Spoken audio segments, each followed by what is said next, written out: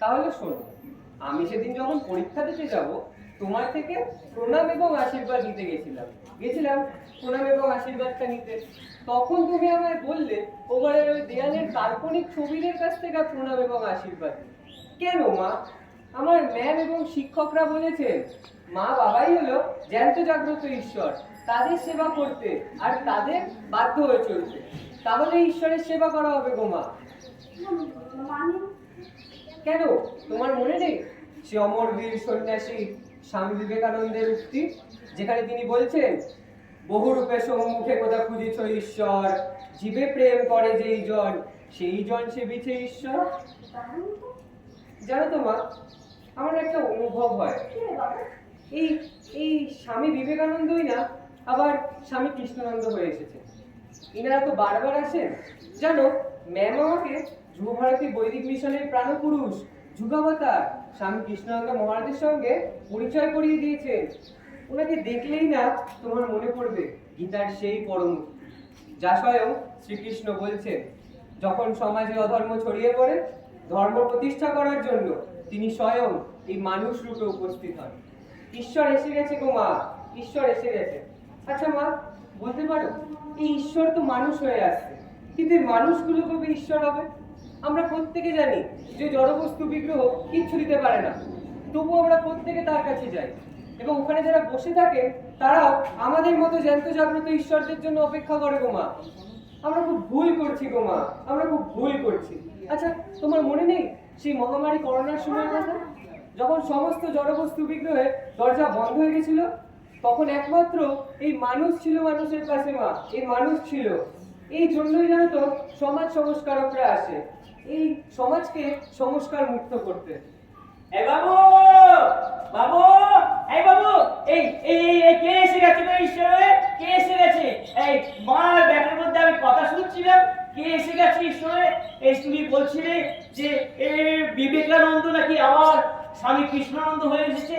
বাবা বাবা বাবা বাবা, যেন বিবেকানন্দের ডাক নাম হচ্ছে নরেন্দ্রনাথ দত্ত আর স্বামী কৃষ্ণানন্দের ডাক নাম অমরেন্দ্রনাথ দত্ত। বাহ বাহ বাহ বাহ বাহ বাহ বাহ। তাহলে নরেন্দ্রনাথ দত্ত বিবেকানন্দ হলেন, অমরেন্দ্রনাথ দত্ত স্বামী কৃষ্ণানন্দ হলেন। বাহ বাহ বাহ বাহ বাহ বাহ বাহ বাহ। দেখো আমি অনেক ঈশ্বর, আমি অনেক সাধু সঙ্গ করেছি, কিন্তু প্রত্যেকেই বলে এই এদিক যাও ওই দিক যাও, ওখানে দর্শন করো, কিন্তু কেউ যেন বলে না দর্শন করাচ্ছে কি। এই বিবেকানন্দ, এই কৃষ্ণানন্দ, এরাই দেখছি একমাত্র বলছে দর্শন ক্রিয়া করাচ্ছে কে। আমি তাই এদেরকে খুঁজছি গো বাবু, অনেকদিন ধরে আমি খুঁজছি। এই মনে হচ্ছে আজকে আমি পাবো। বাবু আমাকে দর্শনের পরিচয় করিয়ে দিতেই হবে বাবু, আমি অনেকদিন ধরে খুঁজছি, পরিচয় করিয়ে দিতেই হবে বাবু। বলো বলো দেবে বলো। হ্যাঁ কথা শান্ত হও, পরিচয় করিয়ে দেবো আমার সাথে, কিন্তু তার আগে না ম্যাম আসছে। ও তোমার ম্যাম আসছে? হ্যাঁ কথা, ম্যামের জন্য একটু চা করে আনো। আচ্ছা আচ্ছা আচ্ছা, আমি এক্ষুনি চা করে। মানে তুমি চা খাবে? আচ্ছা আচ্ছা আচ্ছা, এই কি আনন্দ গো, ঈশ্বর এসে গেছে, তার সঙ্গে পরিচয় হবে। বাহ বাহ বাহ বাহ বাহ বাহ বাহ বাহ বাহ বাহ বাহ। হ্যাঁ, তা যে কথা বলছিলাম মা তোমার, তুমি আমায় ওঘরের ওই দেয়ালের কাল্পনিক ছবি দেখিয়ে ঈশ্বর মনে করাতে চাইছো? কেন মা? মিথ্যে দিয়ে কি কখনো ঈশ্বরের সন্ধান করা যায়? সত্য দিয়ে ঈশ্বরের সন্ধান করতে হয়। তাই তো যুব ভারতী বৈদিক মিশনের প্রাণপুরুষ স্বামী কৃষ্ণানন্দ মহারাজ বলছেন, ঈশ্বরকে অন্তরে খুঁজুন। এই অন্তরে খুঁজতে বলছে গো মা। তাই তো তিনি বললেন আত্ম উপলব্ধি শ্রেষ্ঠ সাধন। আবার রাজা রামমোহন রায় তিনিও বলছেন আত্ম অন্বেষণের মধ্যে দিয়ে আত্মজ্ঞান ব্রহ্মজ্ঞান হয়। অপূর্ব, অপূর্ব, হ্যাঁ ম্যাম। অপূর্ব বাড়িতে আছো? হ্যাঁ আসুন ম্যাম। আসুন আসুন আসুন। ভালো আছে? আচ্ছা আচ্ছা। অপূর্ব, তুমি একদম ঠিক বলেছো। আর এই আত্মজ্ঞান ব্রহ্মজ্ঞানের সহজ সরল অর্থ হলো নিজেকে জানা, নিজেকে উপলব্ধি করা। ওর নামও রেখেছেন অপূর্ব, আর অপূর্ব বলেছে। আরে ম্যাম বসুন না, দাঁড়িয়ে কেন? বসুন না। না না, আজ আর বসবো না। তুমি এই বইটা বড় একটু রাখো অপূর্ব, রামমোহনের বইটা। আজ আমাদের প্রত্যেকের কাছে অত্যন্ত গুরুত্বপূর্ণ একটি দিন। আজ 22শে মে, রাজা রামমোহন রায়ের আবির্ভাব দিবস। আজকের এই বিশেষ দিনে যুব ভারতী বৈদিক মিশনের পক্ষ থেকে প্রতি বছর একটি পদযাত্রার আয়োজন করা হয়। আচ্ছা ম্যাম একটু আটকাচ্ছি। হ্যাঁ বলো। এই পদযাত্রার মানে কি? খুব সুন্দর প্রশ্ন করলে। এই পদযাত্রার অর্থ হচ্ছে দ্বন্দ্বাতীত যাত্রাতে পরম গতির প্রাপ্তি। জানো, এই যে পদযাত্রা যুব ভারতী বৈদিক মিশনের পক্ষ থেকে প্রতি বছর আয়োজন করা হয়, এর মধ্যে দিয়ে সমাজকে একটি বিশেষ বার্তা দিতে চাইছে যুব ভারতী বৈদিক মিশন। এই বার্তা যদি মানব জীবন এবং সমাজ উপলব্ধি করতে পারে, তাহলে মানব জীবন সার্থক ও সমাজ উন্নততর হতে পারে। আচ্ছা, কি বার্তা? একদম সহজ সরল। কেউ একজন আমার মধ্যে আছে, যার কারণে আমি জীবিত, জ্যান্ত, জাগ্রত। এই আমাকে কেউ তালবে সব বলার সাহস করছে না। জাগ্রত অবস্থায় জাগ্রতর কারণ যিনি, বেদ বেদান্ত উপনিষদ এখনই এই মুহূর্তে তাকে অনুভব করতে বলছে, উপলব্ধি করতে বলছে। আর এই অনুভব উপলব্ধির মধ্যে থেকে বোধ আসে আমার যোগাযোগ শুধু এই সীমিত গণ্ডির মধ্যে নয় গো অপূর্ব, নয় গো, নয়। আমাদের যোগাযোগ বিশ্বের সাথে। সেজন্যই বিশ্ববরেণ্য রবীন্দ্রনাথ ঠাকুর বললেন, বিশ্ব স্বার্থে যোগে যেথায় বিহারো, সেইখানে যোগ তোমার সাথে আমারও। অর্থাৎ এর থেকে বোঝা যায় আমার মৃত্যু নেই, আমি ছিলাম, আমি আছি, আমি থাকবো। যাই হোক, মা এবং ছেলের মধ্যে কিছুটা আলোচনা হচ্ছিল শুনছিলাম। হ্যাঁ ম্যাম, দেখুন না, মা আমাকে ওঘরের এই দেয়ালের কাল্পনিক ছবি দেখিয়ে ঈশ্বর সম্পর্কে ধারণা করাতে চাইছে। কিন্তু মিথ্যে দিয়ে কি কখনো ঈশ্বরের সন্ধান করা যায়? একদম নয়। মিথ্যা দ্বারা কখনোই সত্যকে পাওয়া যায় না। সত্য দিয়ে সত্যের অনুসন্ধান করতে হয়। তাই তো রাজা রামমোহন রায় থেকে শুরু করে রবীন্দ্রনাথ, বিবেকানন্দ, ঋষি অরবিন্দ, ঋষি বঙ্কিমচন্দ্র চট্টোপাধ্যায়, লাহিড়ী বাবা, প্রণব, স্বামী কৃষ্ণানন্দ মহারাজ প্রত্যেকে আত্ম অন্বেষণ, আত্ম উপলব্ধির উপর জোর দিচ্ছে। এই আত্ম অন্বেষণ, আত্ম উপলব্ধির মধ্য দিয়ে আমাদের মধ্যে বোধ আসে যে আমাদের মধ্যে একটা ওঙ্কার ধ্বনি হচ্ছে। এই ওঙ্কার ধ্বনিটাকে আমরা যখন অনুভব করব, সেই ধ্বনিতে অনাদ ধ্বনি বলছে। এই ধ্বনি যে আমি জাগ্রত বলে, এই অনুভব হচ্ছে আমি জাগ্রত বলে, এই অনুভবকে ঈশ্বর অনুভব বলে। আমি এক্ষুনি আপনাকে প্রমাণ করে দেখাতে পারি যে আমাদের মধ্যে সেই ধ্বনি হচ্ছে। আচ্ছা অপূর্ব, তোমার কাছে সপ্তবর্ণের মধ্যে কোনো জিনিস আছে? আমি একটু দাও না। হ্যাঁ হ্যাঁ ম্যাম, আছে, দাঁড়ান। হ্যাঁ এই নিন ম্যাম। হ্যাঁ, দাও। ভালো করে খেয়াল করবেন।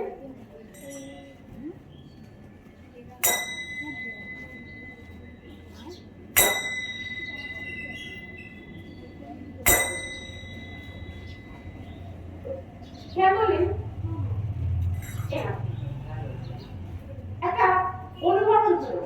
খেয়াল করলেন আপনারা? এই অনুরণনটা আমার মধ্যে হচ্ছে।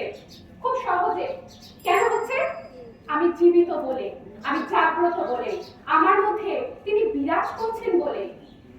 আরো আমি সহজ করে আপনাদেরকে বুঝিয়ে দিচ্ছি। দিনের আলো থাকতে থাকতে কৃষক বন্ধুরা যেমন মাঠের সমস্ত কাজ সেরে ফেলে, ঠিক সেরকমই এই দেহ সচল থাকতে থাকতে নিজেকে ঈশ্বর অনুভব করে নিতে হয়। একে জীবন মুক্তি বলে।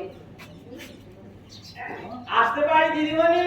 আরে মনোহর বাবা, এসো, আমি বাবুকে শুনলাম তুমি আসছো, আমি চা তৈরি করে নিয়ে দাও। আচ্ছা, এই দেখো তো তোমার মনোহর কাকার হৃদয় হরণ চা হলো কিনা। দেখো দেখো এই দেখো, দেখো। এই দেখো। অপূর্ব, বাহ বাহ তুমি সত্যি হৃদয় হরণ করে ফেলেছো। বাহ বাহ বাহ বাহ বাহ বাহ। হ্যাঁ, এই এই মানে এই এই আমি আমি যখন তোমার জন্য চা তৈরি করছিলাম, আমি চা তৈরি করতে করতে তোমাদের একটা আলোচনা শুনছিলাম, খুব খুব খুব গভীর হৃদয়ের নাড়া দিল গো আমাকে। আলোচনাটা হচ্ছে রাজা রামমোহন রায়কে নিয়ে বাবু করছিল আলোচনা। তুমি রাজা রামচন্দ্র সম্পর্কে জানো? হ্যাঁ ঠিকই, মানে এই সমস্ত মহাপুরুষদের কে না জানে, এরা পথপ্রদর্শক বাবু, এরা পথপ্রদর্শক, এরা পথ দেখায়, পথে নিয়ে চলে। এই রাজা রামমোহন রায় থেকে এই বাবুর মুখে শুনছিলাম স্বামী কৃষ্ণানন্দ মহারাজ, এরা পথ দেখায়।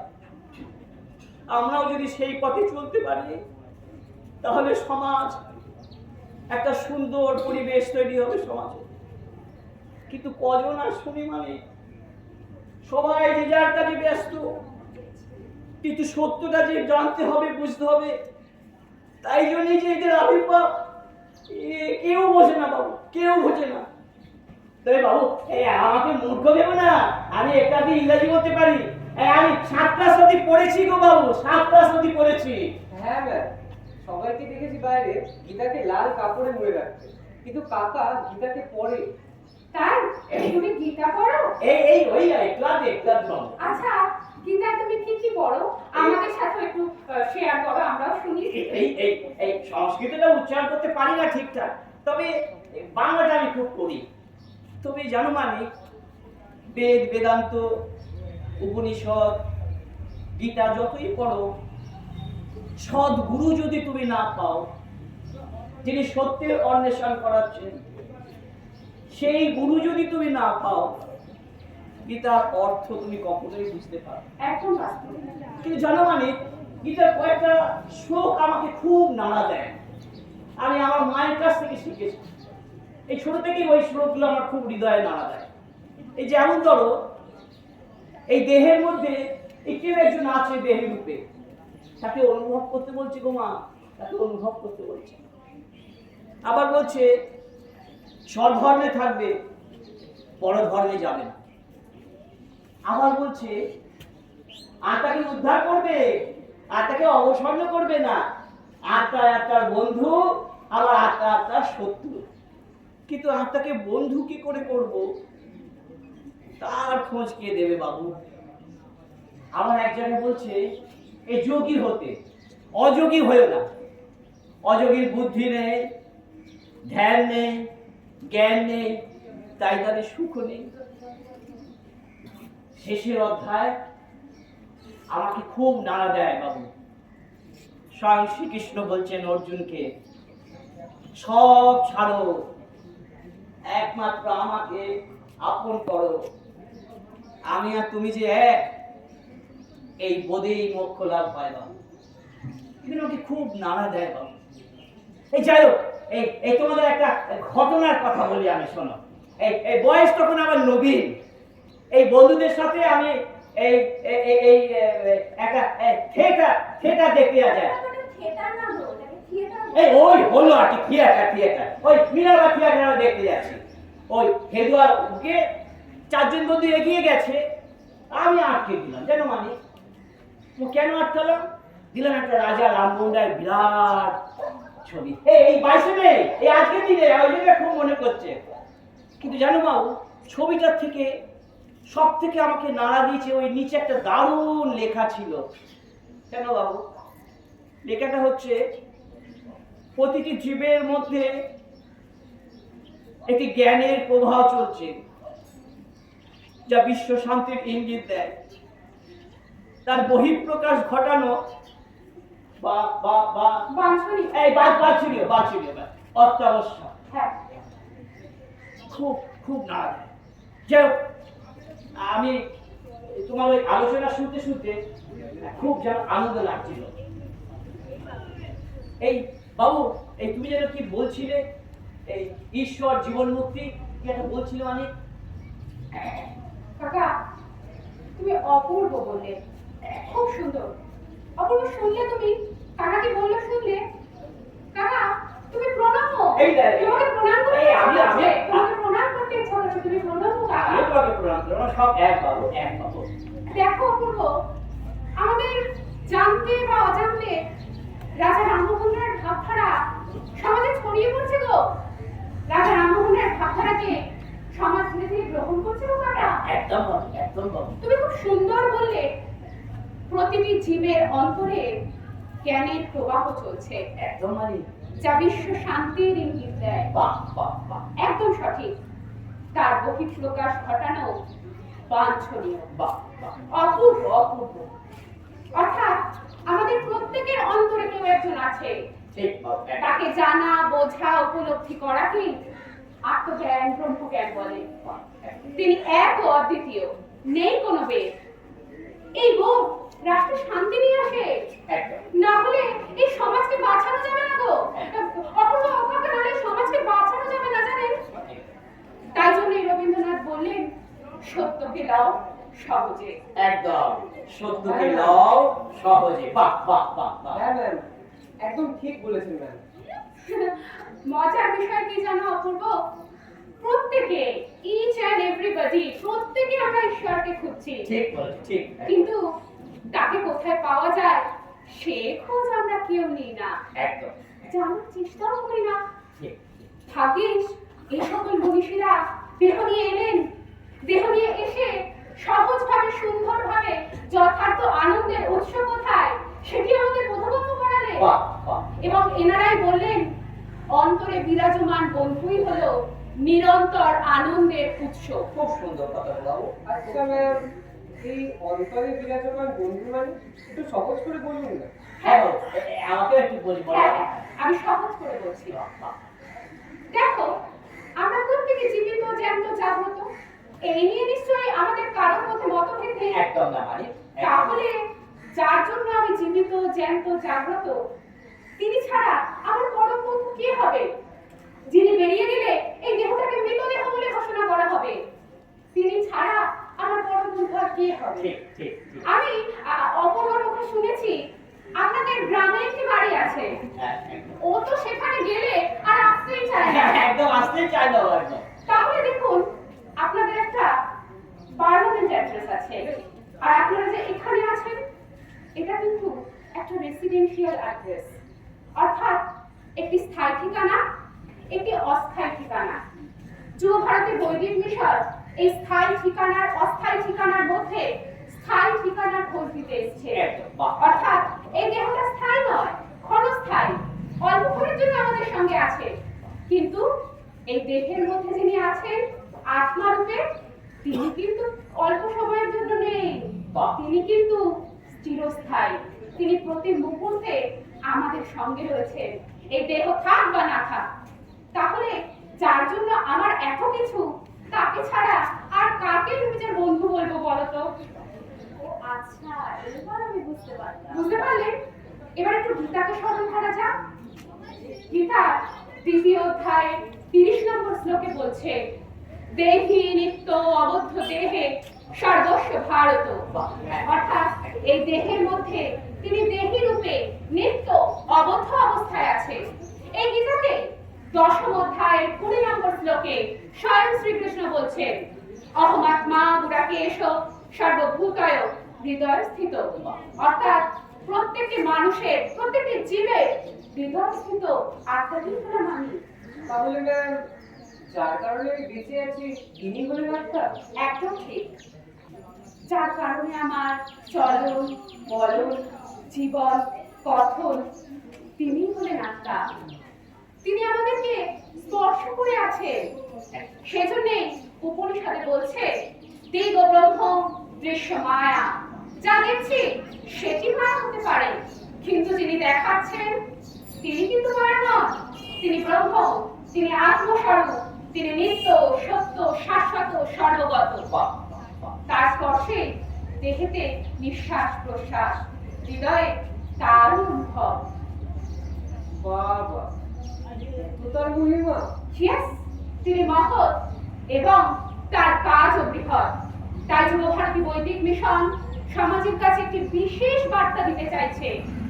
সাজা গৃহ থেকে সুধার গৃহে মুক্তি পেতে এখনই লক্ষ্য করো এই দেহে। বাহ বাহ বাহ, কি অপূর্ব বললে গো বাবু, মন কেড়ে নিলে গো। সাজা গৃহ থেকে সুধার গৃহে মুক্তি পেতে এখনই লক্ষ্য করো এই দেহে। বাহ বাহ বাহ বাহ, কি সুন্দর, কি অপূর্ব কথা, কি অপূর্ব কথা। এই তো সহজ কথা নয়। আর তুমি সহজ করে বললে, এই কার সান্নিধ্যে তোমরা এসেছো, এই তাকে প্রণাম জানাচ্ছি। এই ওই জন্যই তো আমি এই বাবুকে বলছি তাকে তার সঙ্গে পরিচয় করে দাও। বাহ বাহ বাহ, খুব আনন্দ পেলাম, খুব আনন্দ পেলাম তোমার কথা শুনতে শুনতে, জানো বাবু, খুব আনন্দ পেলাম। হ্যাঁ গো কাকা, তুমি মানুষ জন্ম নিয়ে এলে ঈশ্বর বোধে, ঈশ্বরের সাথে বিলীন হয়ে গেলে।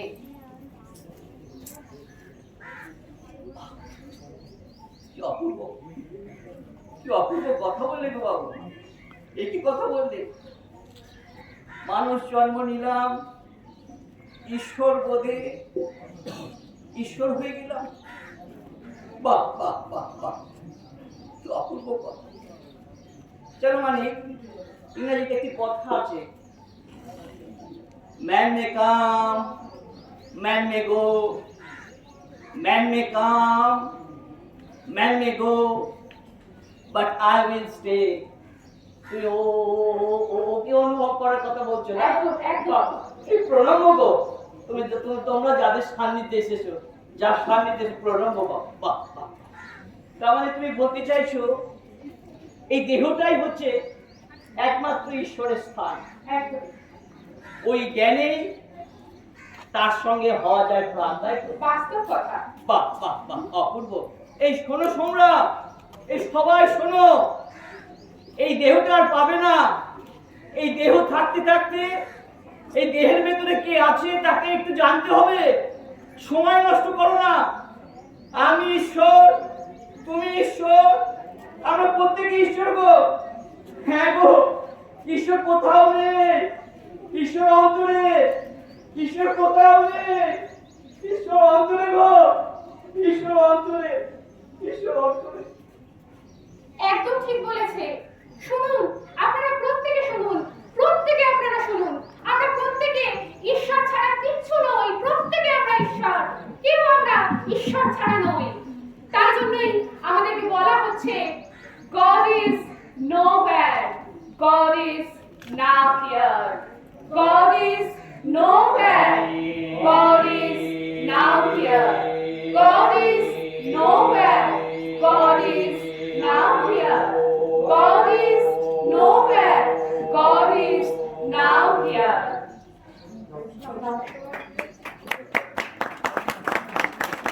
আমাদের মধ্যে এতজন অভিনয় ছিলেন। ছাত্রের চরিত্রে সৌমজিৎ দাস, মায়ের চরিত্রে মেঘা অধিকারী, শিক্ষিকার চরিত্রে অভিষিক্তা দাশগুপ্ত, কাকার চরিত্রে আচার্য গুরুদাস মজুমদার এবং বিশেষ ভূমিকায় ছিলেন সুস্মিতা সেন।